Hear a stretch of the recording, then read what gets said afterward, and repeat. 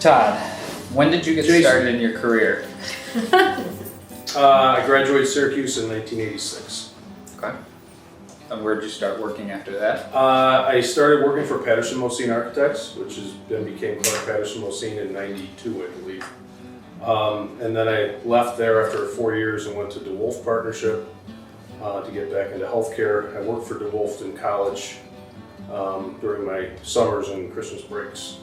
And then I came back to Clark Patterson Associates that time in September of '94.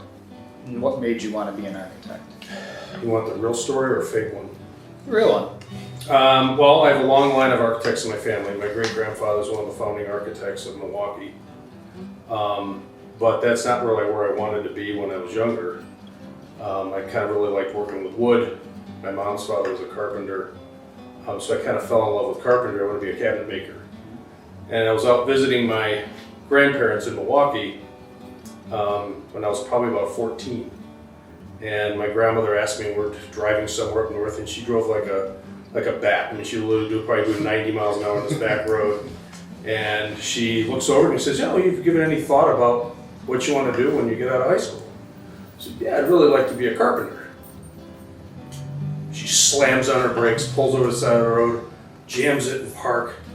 She looks at me and says, we will not have any backdoor people in our family.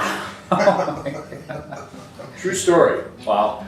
But that's not what convinced me to be an architect. I mean, that's really what I wanted to be. I just kind of thought about it. I always wanted to be an architect my whole life. Who's been the most influential person in your career? I've had many. Probably my father was the most influential. Was always my alter ego. Not so much when I was in high school, but as I got older. He was always busy, and although we had a close relationship, as you know, you don't get really close to your parents until you realize how good they were to you and how important they were to you. So as an adult, it was definitely my dad and my family.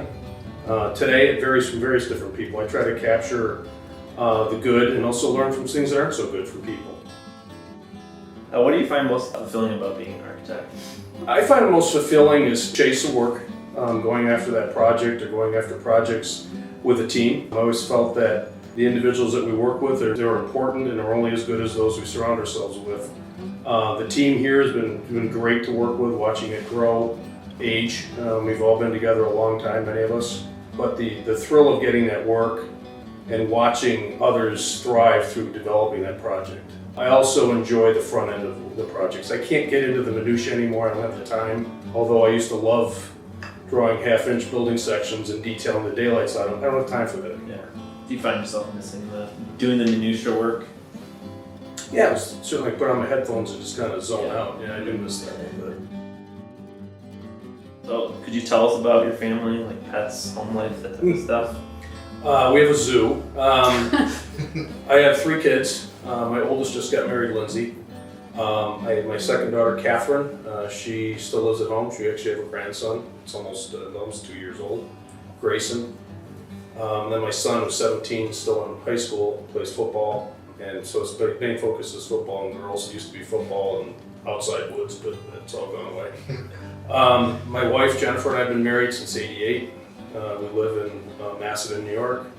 Been out in that community since 1988, actually, 3 different locations.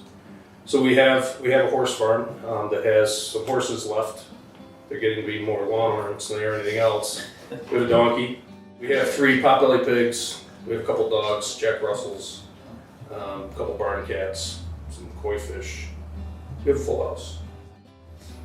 We as a family like to boat. Been doing that since my kids are actually little. All of them grew up on a boat. Don't travel as much because of the horse farm, so we use the boat as kind of our summer vacation. For balancing family life with your professional life, I know a lot of people trying to get focused down and lose sight. Do you have like a way to help balance it out, or? Most importantly, stay focused on family and don't let outside influences, whether it may be bowling leagues or golf leagues, and those things become important later in life. That's my firm belief, is I didn't do a lot of that stuff. It was either I was at family or I was at work.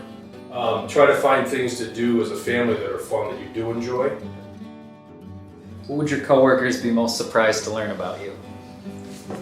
I was a stunt skydiver. Really? I was, and I got a little carried away. I got a video of it. I'll make sure you can see it. But I was a stunt skydiver. Oh. Not really. I'm actually a redneck. Well, there's a segue. Yeah. You know, they're probably the most, in all seriousness, there's times where I like to do nothing. Just veg out and do nothing, re-energize, recharge. So this is going to go back to more of your career. You kind of built your career off of knowledge of healthcare design and being an expert locally in that. So where did your interest spur from healthcare design, or what is your interest in healthcare specifically? I grew up, my father is a CEO of a hospital. That was primarily it. He and I, so one of the things about tradition, when I was younger, every Christmas he would make sure he was at the hospital for 3 different shifts. And he'd walk around and say, Merry Christmas to the staff, whether it was the middle of the night, in the morning, or in the evening. In the evening times he would take me along with him. That was our tradition together, is to walk around from the time I was 5 till I was probably about, didn't want to do it anymore, 15 or something. But that's, you know, for me, became more of a passion for me to watch and see how we interacted with the staff. What do you think the most important thing is you've learned about yourself while you've been at CPL? Listening. To listen to people, to understand where they may be coming from. There's 2 sides to everything.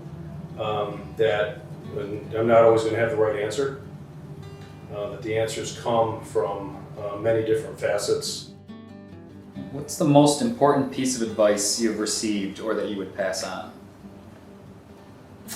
A number of years ago, when I was in school, in architecture school, my uncle, who was also an architect from Wisconsin, sent me a note one time, and it said, "Just remember, why do today what you can put off till tomorrow?" And I thought about that, thinking, my gosh, he's a procrastinator. And it wasn't until about 10 years ago I realized it was a survival statement. Because if you try to do everything you have to do in one day, one, you'll either kill yourself or you won't accomplish it. And if you can put something off to tomorrow, sometimes those things naturally will go away, or it's healthier to put it off till tomorrow if you can. Where do you see CPL going in the next 40 years? Well, I won't be here to see the end of 40, I don't think. Some of you might. You know, I think we've got a really good thing going. I think I see more of what we have.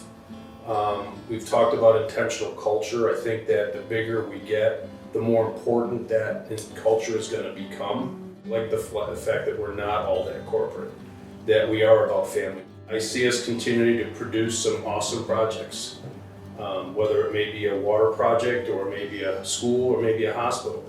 And how we bind together as a team and do those projects is going to be very, very important. And we're only as good, as I said, as the people we surround ourselves with.